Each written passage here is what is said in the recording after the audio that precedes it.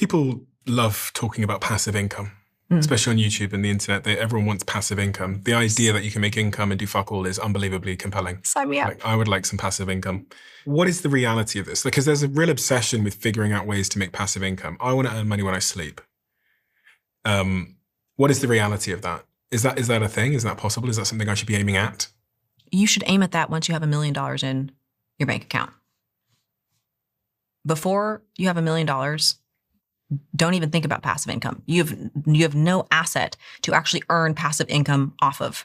And your time is much better spent learning how do you get your first $1 million than it is through passive income and thinking how you're going to earn a percentage on the principal that you've invested. If you make $60,000 a year, medium wage, United States of America, if you make $60,000 a year, 8% on that isn't going to get you to financial freedom. So don't figure out how to crack 8% to maybe I'm going to get 15% returns because the principal is still so small. The 60,000 is so small. What do you have to do? Actually learn, how do I make my income 160,000? But what's wild once people learn how to do this, and the skill of learning is like, it's the greatest drug on planet Earth because you learn how to do something and you become competent in it. And as soon as you get there, you're like, oh my gosh, if that's all it took for these people that I used to think were special to earn an additional 100,000. And now all I have to do is do that same process again to go from where I'm at to be able to earn 1.6 million, do a 10X, sign me up because you get this confidence from learning how to do things. And so passive income is great at a certain stage of life and at a certain stage of financial protection, but it is financial protection. It is not for the people who are saying, I want to go build something, I want to grow something, I want to create something. It is to me almost the opposite of survival, actually. It's your backup plan. It's your rainy day fund in case shit hits the fan. And I'm not opposed to having a backup plan. It's good to have a backup plan. But 99% of your time should be focused on how do I make the first plan go frickin' right and do everything I can today to control plan A. You talked about acquiring skills being the key thing there. Obviously, the world is changing quickly because of AI and all the skills that a lot of people once acquired in university, accountants, lawyers, podcasters, I guess. Our skills are quickly being replaced by intelligent machines and systems that can now do what we do. And when you look around the corner at what's going on in robotics, I think NEO, the robotics company this week, put on sale their first humanoid robot, which can move through the physical environment and do things. And when I combine these two things, I can combine intelligence with the ability to manipulate the physical environment. I go, where are humans gonna be in all this? Because it is conceivable, it's perfectly conceivable to me that much of what we employ people to do these days will be redundant in the near future. Mm-hmm. And that's not to say that there won't be new jobs, but it's a difficult time to be investing heavily in any particular skill set. Well, some skill sets because they're becoming invalid in no time at all. Like even as a writer, so like I've written 2 books and I enjoy the process of writing. I consider it to be one of my edges. I was like, I'm quite good at writing, so that's useful. You can build a personal brand, you can send good emails, you can convince people, investors, whatever it might be. But even now, I'm like, fuck it, everyone's got like AI now, ChatGPT, so they can just produce AI slop and they can literally just say, write it like Stephen or write it like Natalie. So the edges are going. What is the edge of the future in your view? What is the edge? What is the skill I should double down on that the robots and AI aren't going to steal from me? I think the only skill that we can actually double down on in a world of AI is the skill of learning and adapting, because we cannot predict what the world is going to look like in 2040. We do not know what robots are or aren't going to be capable of. I'm not as bullish on this. I watched Elon have a interview over the weekend about his take on AI, and he said that it's a supersonic tsunami, in which he proceeded to explain that supersonic is traveling at the speed of sound, and a tsunami is a wall of water. And so if you think about that being AI, it's coming, it's here, it's fast. And of course, he benefits from everybody believing all of those things with all of the companies. And I am a pro Elon person. I love what he has built. I love his mind. But I think that we're further away than people think. but it is still coming. And so the only hedge that somebody can have is the ability to adapt and learn. And what AI should be used for with every individual is the ability to learn. Acknowledge what you don't know. That is the greatest strength somebody has. Really be comfortable saying, I do not know how to read a P&L. I don't know how to read this legal contract. I don't know anything about AI. And what I've heard an LLM, I don't really know what it is, or agentic, what's the difference? And be able to convince yourself why that is the most important skill for you to push past that barrier of learning something new that is so uncomfortable because the names are new and you feel like a freaking idiot.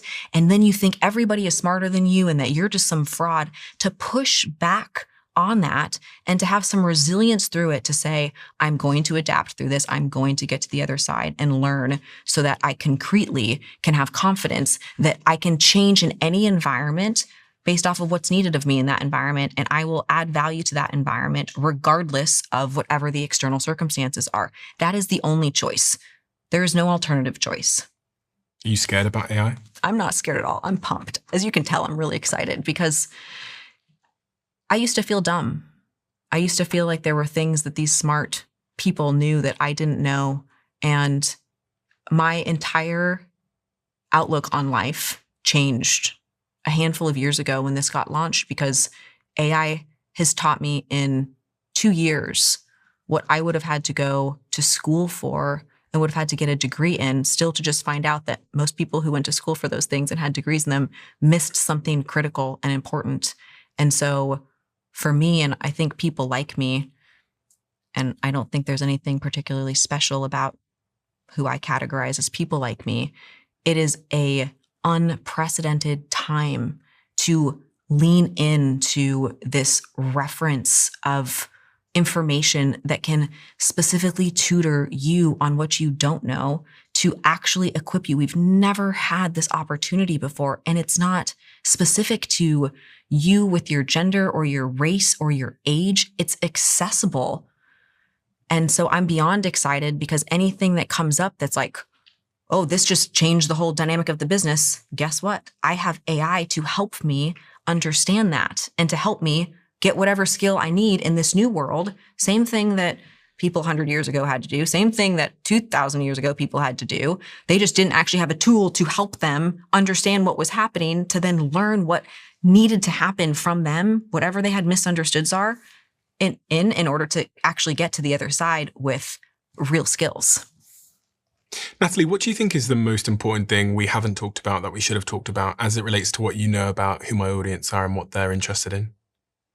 I think this is a connected subject, but I would want anybody in the audience, whether you make $60,000 a year, $1 million a year, $100 million a year, to actually have the belief in themselves that they can learn anything that they want to know, and that there isn't actually a barrier there that exists.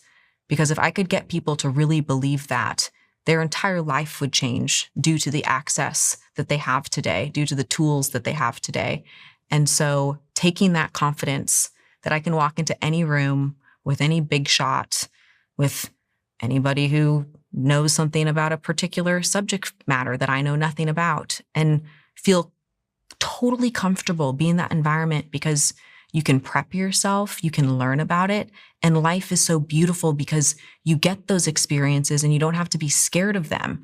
You can learn and you can understand, and there's nothing that's wrong with you to where you can't, and there's no special privilege or special characteristics that somebody has that you don't have, in that you can learn anything. Did you used to think there were special characteristics or some kind of genetic genius gene that these people at the very top had, and how did that change once you were in rooms with those people?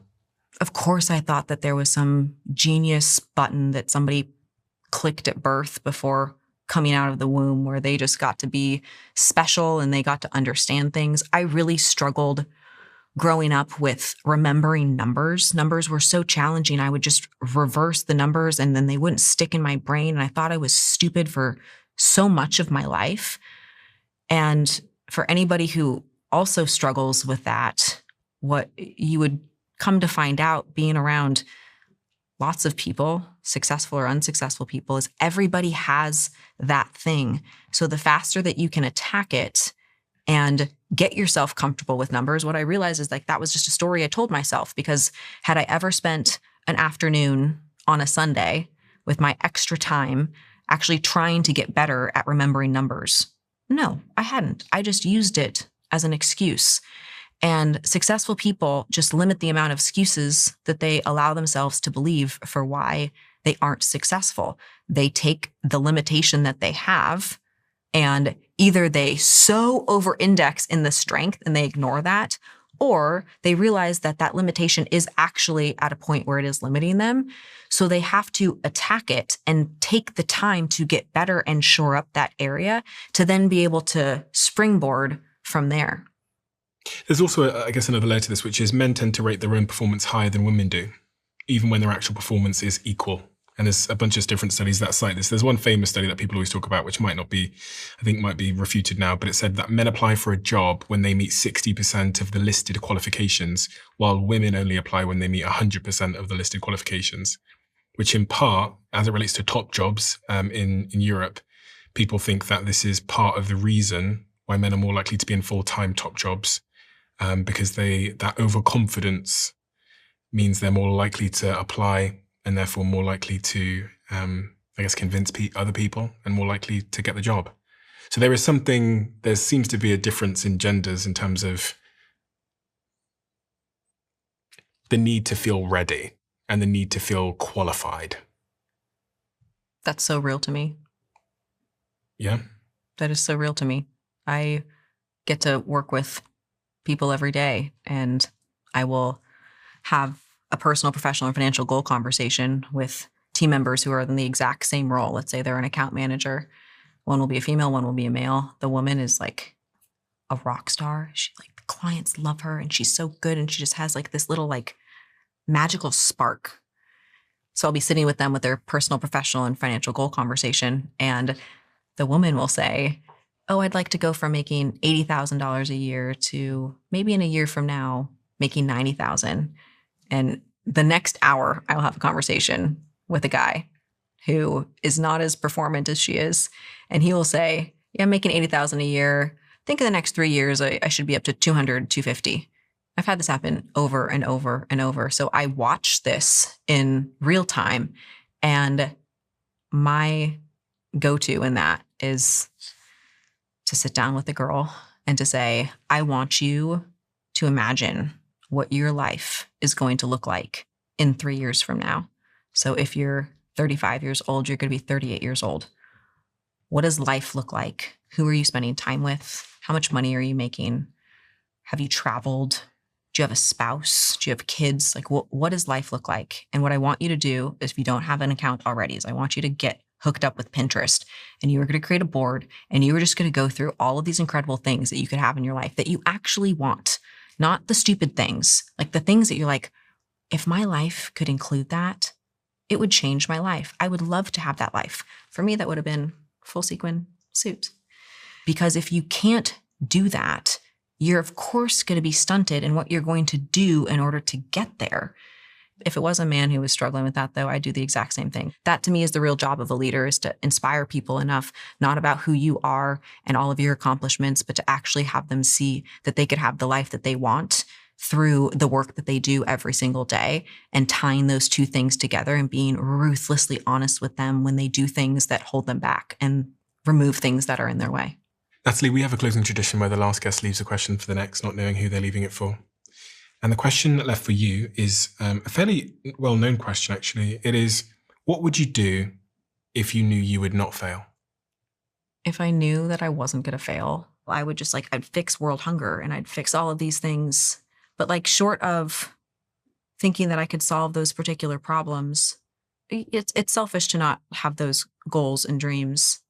I just think for my actual life today, I really believe and preach, and to my core, I feel act out that I take massive action towards goals that do seem unbelievable or unreal to me. And right now, the set of goals that I have are the things that I'm very confident that I'm not going to fail at. And I'm spending time doing those things in order to get myself as close as possible to the woman that I want to become. And I could change my mind in a handful of months or a handful of years once I've achieved those things. But I guess I already actually do think that I'm living my life short of solving world hunger and like world peace, that I'm doing everything that I know how to do to make an impact on the world. I noticed that, I've had a bunch of conversations on this show with people like Evie Pomporis, who is the Secret Service agent, and you have a lot of similarities to her. I think because of the directness in which you speak. And I think part of the resonance is people want to know how to be taken seriously in this world. Mm-hmm. And I think they look at you and see someone who is like them in many ways, or at least how they aspire to be, but is taken seriously in a world that is often hard to be taken seriously in, especially as a woman. In male-dominated environments, especially things like the finance industry and investment industry, it's hard to be taken seriously. It's hard to be respected. And so I think people have a deep sense that they are being diminished, they are like misunderstood, they're not being heard. And so when they hear someone that speaks so clearly and with such conviction as you, they want to learn how to do it. Is there anything in that regard that we've left off? Because I was on your YouTube channel and I was looking at some of your recent videos, and one of the recent videos that has been incredibly resonant to people is this exact point, which is the 1% secrets to make anyone respect you instantly. Is there anything within the subject of that video? And I was looking at the comments section. It was a lot of people talking about how they feel someone has disrespected them, or that they feel they've been ignored or not heard. Is there anything you'd say to those people? Being looked down upon, being not taken seriously is actually your superpower. And you have to convert the energy of that frustration into what are you going to do in that environment next time to be taken seriously. I went to a charity event, was about a decade ago now, and I remember being mortified because I was in this career pivot where I was making the decision to work with Brandon and your husband. My husband, yeah. And the proverbial question of like, well, what do you do? Came around to me, and I fumbled the question. And for the rest of that night, and it was actually a charity trip, the person just didn't take me seriously. And they were somebody that I wanted to respect me. And I was so pissed off at myself that I messed it up, that I hadn't created something at 22 years old that was more impressive, that they would take me seriously. And so I made it my mission between that point and the next year when we would go on that trip for them to take me seriously. And I had to look at, what do I have to do? What do I have to create in order for somebody to take a 24-year-old seriously? What did you have to do and create? Well, I launched a podcast, and I had to work on this communication skill because I was terrified to communicate. I used to not be able to communicate like this. I had a horrifying experience when I was in my early 20s where I was supposed to present this new leadership program that was being rolled out at this organization. And I was nervous ahead of time, but was fairly confident in the material that I was presenting. And I walked up to the front of the room, and I was the first person to speak. It was 8:00 in the morning, and I got through 5 minutes of my hour-long presentation. I turned around to the presentation screen to point out something and turned back to the audience. And in that moment, I was instantly petrified. The nerves took over every fiber of my body. I could not control what I was saying. My thoughts and my words did not connect. And I proceeded to give the rest of my presentation that was supposed to take an additional 55 minutes in 7. And then I sat at the front of the room while everyone around me was talking about all the different components of the things I was supposed to be highlighting because I just couldn't articulate them. And from that point, for about 4 years, I was unable to have a conversation with people that had a larger group than 4 or 5 because this disconnect for me happened and this anxiousness took place.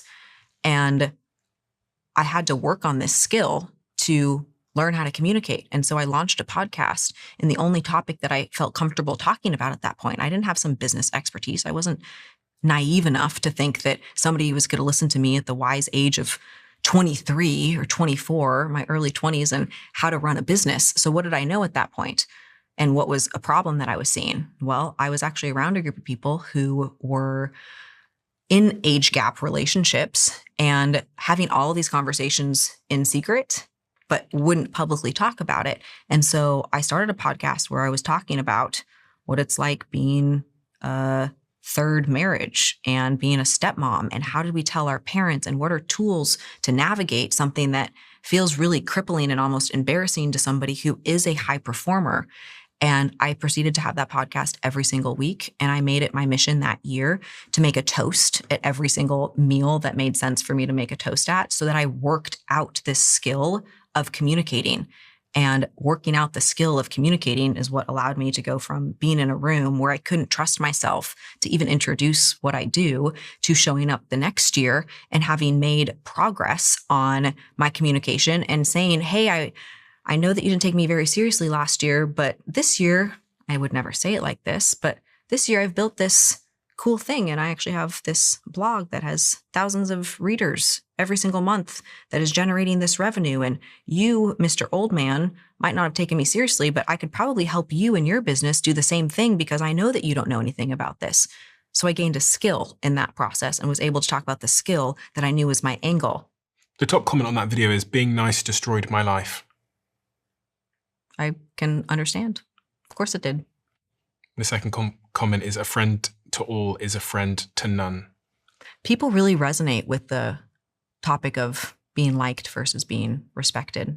And people give up their goals in order to be liked, and they give up what they believe that they can actually accomplish, and thinking that it's okay to go all in on themselves in order to be liked. And so that message, I know, really resonated with people, because I start out the video by talking about the difference between respect and being liked, and really making that a choice. And it's an active choice, not a passive thing that just happens.